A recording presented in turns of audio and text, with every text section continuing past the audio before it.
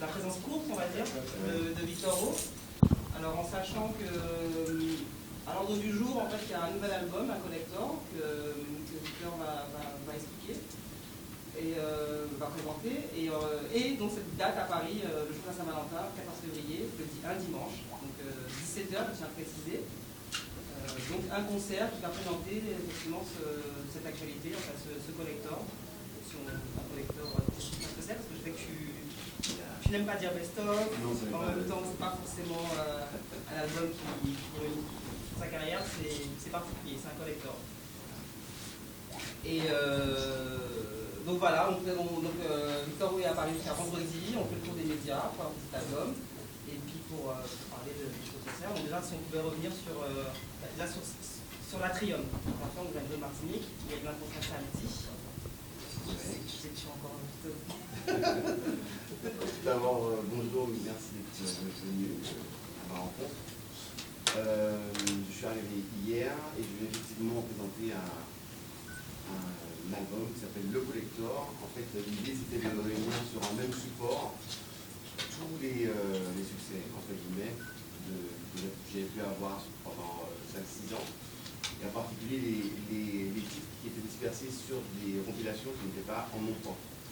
Donc ça me permet d'avoir tous ces titres sur un même CD. Et puis aux gens qui aiment ma musique d'avoir accès à tous les succès sur un même CD. Qui était là aussi, je sais que ça a marqué 2 ans aussi que tu avais déjà fait New Morning.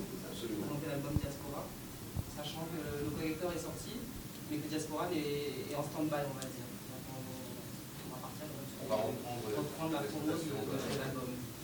Alors on a fait le concert de sortie du collector à l'Atrium en Martinique qui était plein et surchauffé il y a 3 jours. Samedi, hein, donc samedi, il a fait la nuit le lendemain, il est déjà là.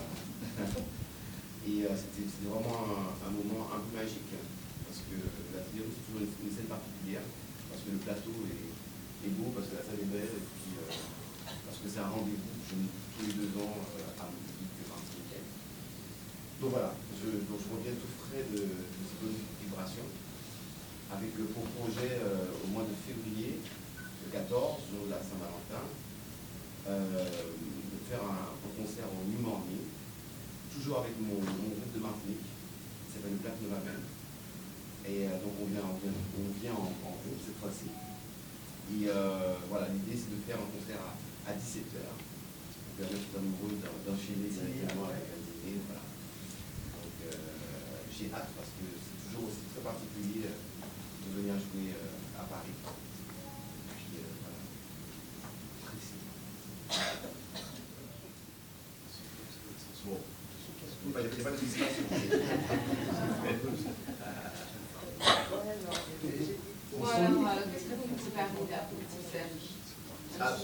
Alors, sur le concert, déjà, ça paraît tout bête, hein, mais je viens avec mes groupes habituels. C'est-à-dire que souvent, pour des raisons d'auto-organisation, et comme cette année, j'ai donné un nom au groupe, Black Nova Band, donc je vais essayer de me déplacer le plus souvent possible avec eux. Pourquoi c'est Black Nova Band, c'est parce que j'aime bien les noms un peu... Comme d'habitude.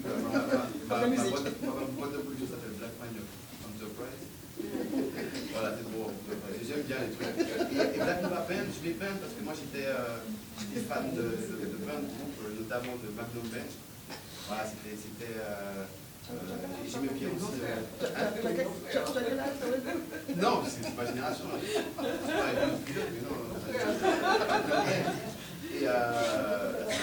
Et moi j'aimais bien aussi voilà, tous ces groupes qui avaient des noms un peu. J'ai beaucoup aimé un groupe haïtien de Rara qui avait beaucoup d'expérience par exemple. Il y avait plein de groupes. Ouais. Je renoue avec une de tradition antillaise. Black Nova même. J'ai bien aimé. Ça sonne bien. Ça fait Black Rotation. Donc la coupe afro et pas de délai. Donc, alors, avec le groupe. Donc, je viens avec le groupe. Donc, le groupe constitué de José Zépinard à la batterie, de Miss Bapté à la basse, Chevalier Zacoulé au clavier, Julien Leroy à la guitare,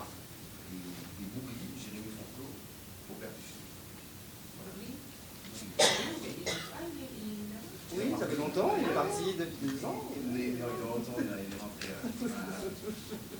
Donc, et puis j'aime bien l'idée, en fait, quand on vient jouer ici, d'amener le pays.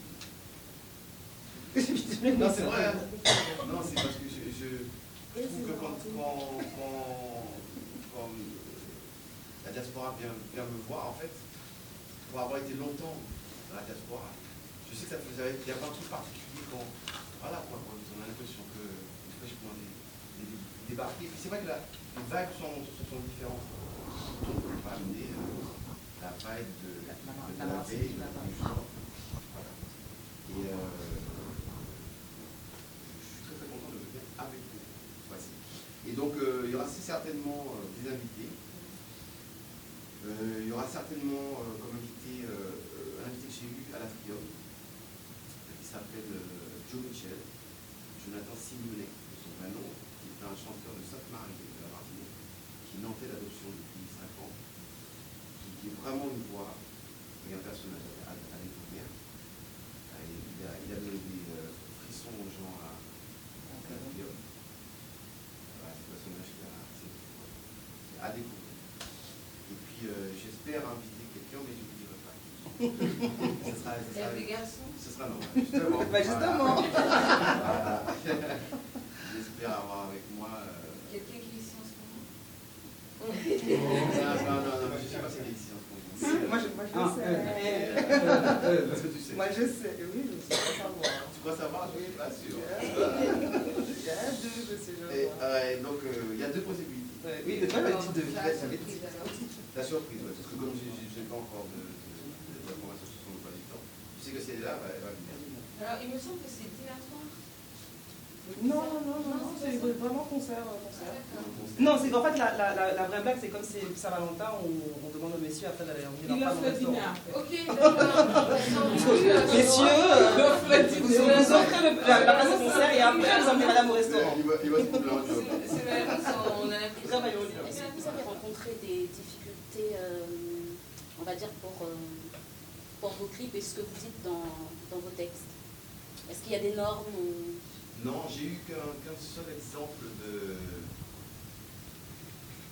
Ça va pas stopper, enfin, si je peux comprendre. Enfin, je peux pas comprendre. C'est-à-dire qu'à un moment, il s'est passé quelque chose au président, il n'y a pas eu quelque chose de gros. C'est que le directeur des programmes de Énergie France à l'époque passait en Martinique. Il a entendu ça à la radio. Il a cherché un jour, il a joint. Il a dit, moi, je repars avec ça à Paris. Il faut absolument que ça passe sur Énergie France. Comment c'est qu'on passe sur Énergie France, on rentre dans un autre truc. Et donc, il nous a expliqué qu'il y a une réunion de programmation avec 5 programmateurs, que c'est à la majorité en fait. Et il a rappelé une semaine après, dépité, en disant, je suis désolé, mais en comité d'élection, il y a eu 3 voix contre 2 et c'est pas passé. Et il dit, notamment, il y a un gars qui a dit, oui, mais il reprend, il dit à notre la République, est-ce que ça va aussi pas nous faire des histoires donc, le sujet était quand même sensible, mine de rien. Voilà, c'est la seule fois où j'ai eu un... Bon, c'est pas un boycott du tout, c'est juste que ça a posé des questions aux gens. Tant mieux d'ailleurs. Mais je sais qu'on a failli faire aussi la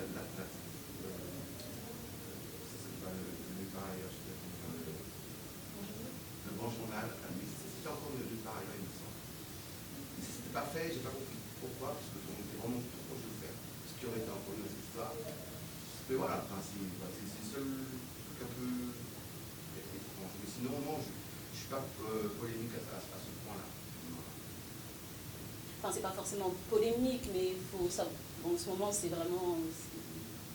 On en parle beaucoup, la liberté d'expression, et en sachant que certains des personnes des Caraïbes dénoncent des choses dans leurs textes, ouais.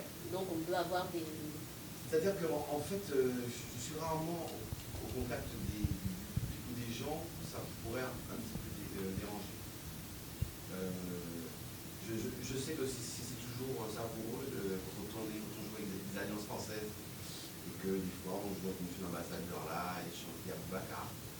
C'est quand même toujours bien, quoi. On s'en fout bien, parce que les gens bouchent au siège, mais bon, c'est pas... Mais ils voilà. sont contents quand même. Oui, et puis bon, il n'y a rien de... C'est une réalité. Enfin, voilà, c'est quelque chose à entendre.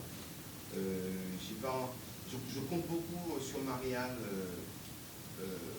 justement parler un petit peu en ce sens de dire des choses, que le thème de Marianne, le pitch chez Marianne est un peu noir. C'est pas le truc de dire Marianne est noire. Ce ne serait pas la vérité. Elle est un peu noire, mais qu'il faut qu'on le reconnaisse pleinement. Et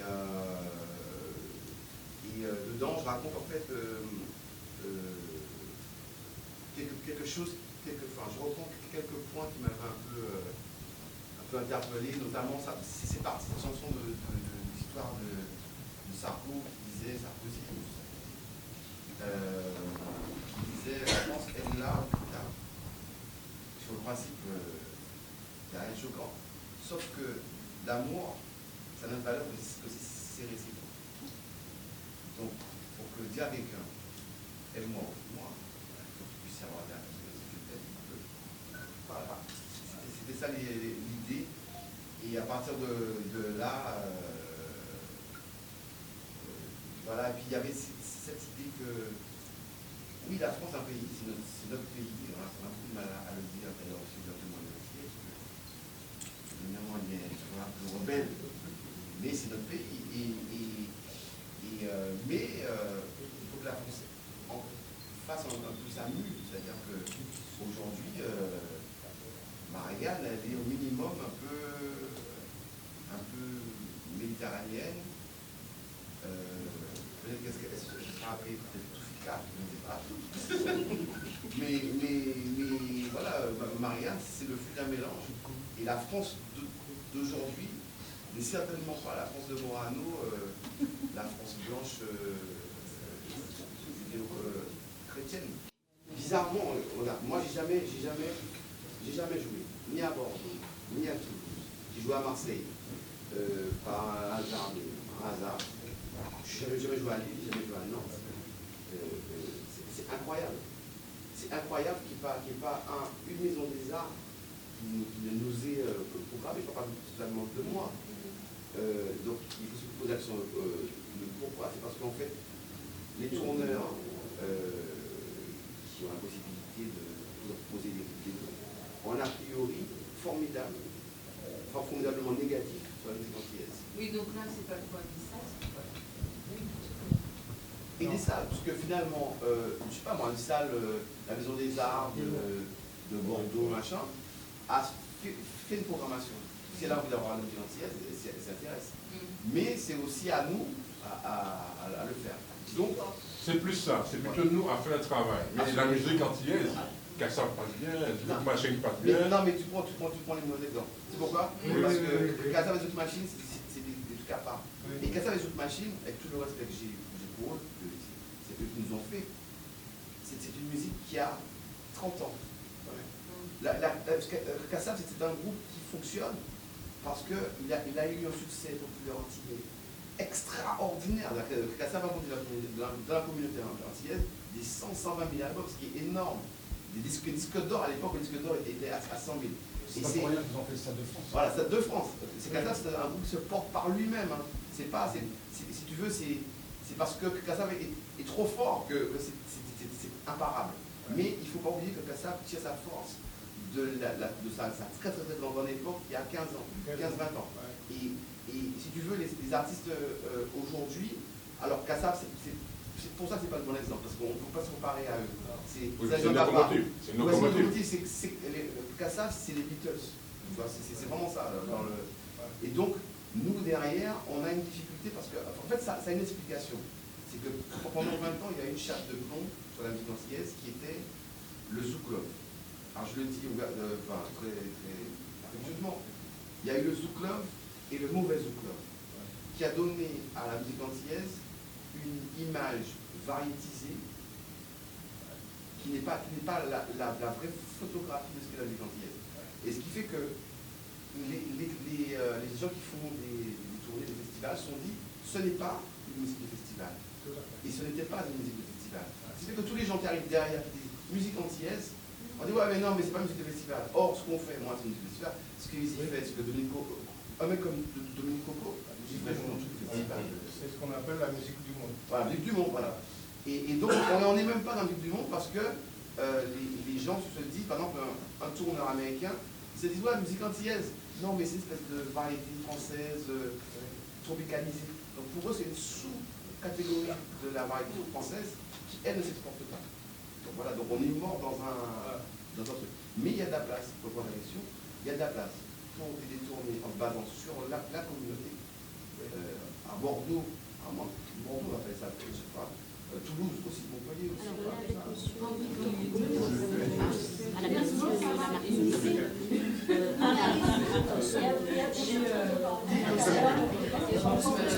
Bonsoir.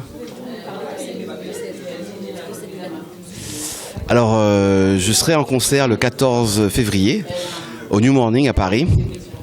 C'est un concert que je fais dans le cadre de la sortie d'un album qui s'appelle Le Collector, qui est un album où avec tous mes succès sur un même support.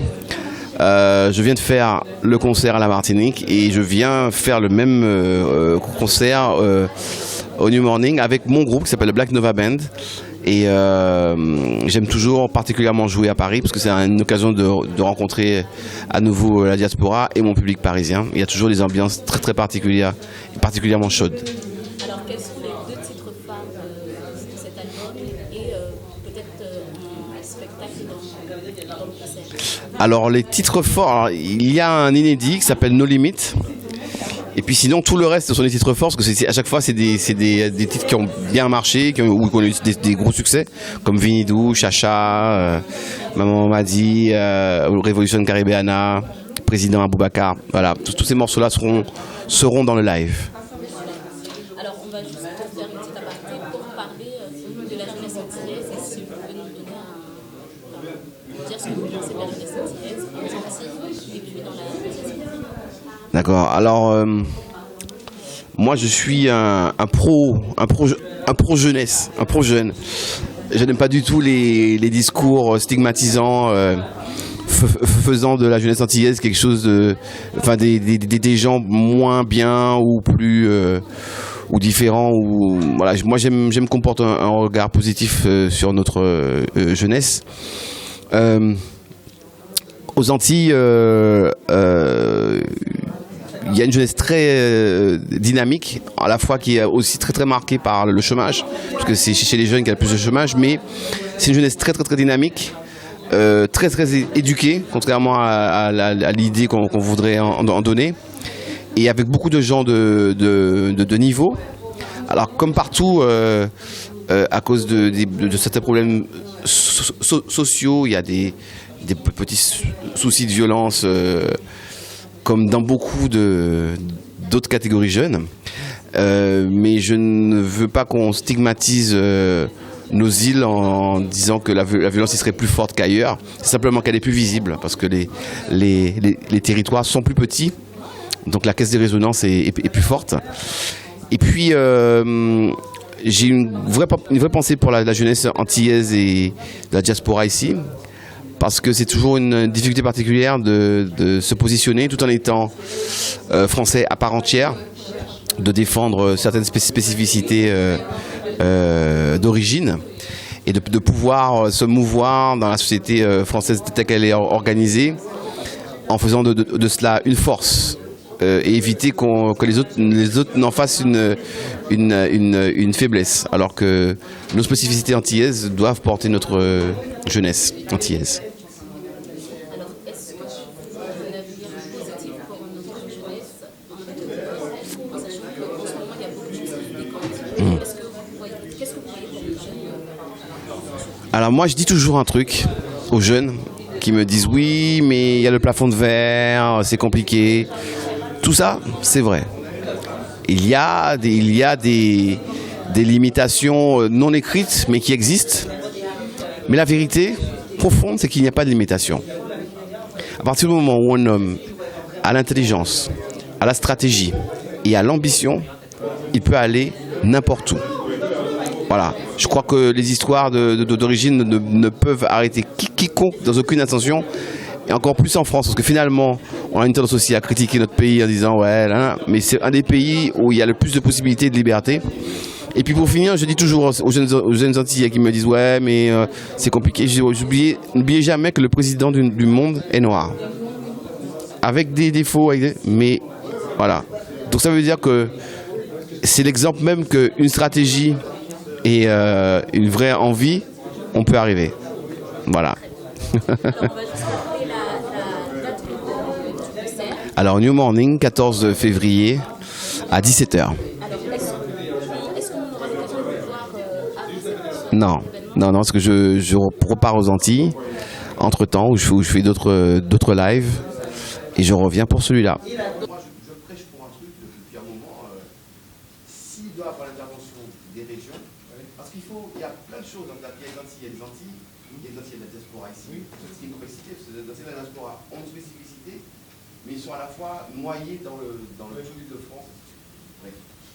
Moi, je milite pour une chose, c'est qu'il y ait un fonds tour support. C'est-à-dire que Martinique Bois avec le Tour des Passants, ils mettent 2 millions d'euros, parce que c'est à ce niveau-là.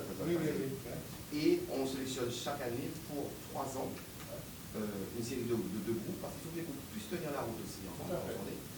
Et on y associe des tourneurs qui, s'ils veulent avoir parce que, je vais entrer dans un truc un peu technique, mais c'est important dans ce métier-là. Quand on signe sur une major en édition, je ne sais pas, c'est BMG Publishing ou Universal Publishing, ils donnent un truc très important qui s'appelle le tour support. C'est-à-dire c'est une enveloppe financière qui permet au tourneur qui prend les premiers risques d'avoir ses coûts atténués. Ce qui fait que le gars, bien sûr, qui va aller chercher des dates, c'est qu'il va avoir un 20 000 euros qui vont l'aider à évoluer. Et comme c'est un businessman, il va prendre les 20 000 euros, il va faire fonctionner l'argent, tu vois. Nous, dans la communauté antillaise, il n'y a pas d'éditeurs. Il y a des gens qui font de l'édition, mais il n'y a pas d'éditeur avec cette force de frappe-là. Les seuls qui puissent prendre le relais de ça, ce serait un fonds spécifique. Là, pour le coup, inter-régional. Mais bon, c'est pas arrivé. Donc tout ça est en mutation. Et ce qui fait que l'édition, pour en revenir à ce que je disais, c'est le seul vraie source de revenus autre que les lives. Donc c'est pour ça que les artistes ont du mal à lâcher des éditions. Parce que moi par exemple, si j'achète une édition à un éditeur, il faut que le gars derrière, il assure beaucoup de choses. Ah oui, bien sûr. Financièrement, parce qu'il soit là. Je ne peux pas lui lâcher la moitié de mes droits pour 99 ans. C'est ça. Non, mais plus ou moins, un éditeur, au départ, c'est 75% à l'artiste et 25% à l'éditeur. Bon, oui, mais ça dépend. Je ne peux pas faire le détail. Oui, mais ça dépend. Ça dépend de... 75% des droits mécaniques.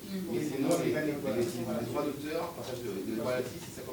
Oui, par contre, il y a une certaine importance pour un droit d'éditeur. Le droit d'éditeur, on a une agence, il y a des producteurs qui nous appellent, ou la télé, il y a des chaînes de télévision pour faire une interview, c'est rémunéré. Alors, je n'ai jamais été rémunéré. D'ailleurs, je ne pas. C'est normal, il y a le droit d'image quand même. Le droit d'image. Non, mais le droit d'image, c'est un peu négocié. C'est pas négocié. Pour nous, c'est pas un bon artiste, c'est la vision pour nous. Parce que je suis pas payé là. Non, mais ça existe. Oui, c'est bien sûr que ça existe. Oui, sur le menu, oui. C'est vrai. Oui, mais il faut se battre pour ça. Tous les artistes, comme il dit, français qui passent à la télé, ils sont rémunérés. Non. Alors, excusez-moi, non, c'est pas vrai. Ah non. Alors, tu vas dépendre dans quoi? Ça dépend dans quoi? Ça dépend de quoi. Si c'est un humanitaire, c'est sûr que non. Oui. Sinon, de toute façon, il y a peut-être pas rémunération, mais échange. Oui, il y a un échange. Oui, ça marche. Bien, merci, et on va passer au... Parce que ça donne du contenu. Parce que là, elle va me faire une mise avec Alina. Merci. Merci à vous. On va faire un